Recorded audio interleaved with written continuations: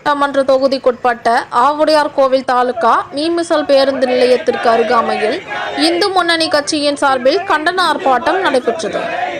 இதில் மாநில பொறுப்பாளர் புரட்சி கவிதாசன் மற்றும் நாகராஜன், சேகர் மற்றும் மாவட்ட, ஒன்றிய, நகர, கிளை கழக நிர்வாகிகள், கட்சி உறுப்பினர்கள் என பல பேர் கலந்து கொண்டனர்.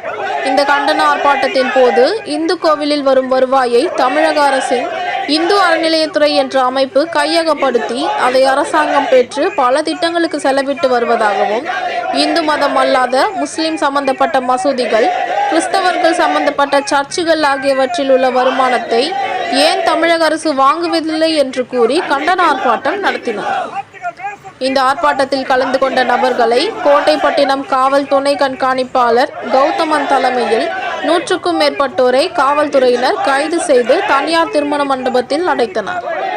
இந்து முன்னணியினர் நடத்திய இந்த ஆர்ப்பாட்டத்தினால் மீமிசல் பேருந்து நிலையம் பகுதியில் சிறிது நேரம் பரபரப்பாக காணப்பட்டது. கண்டிக்கின்றோம்.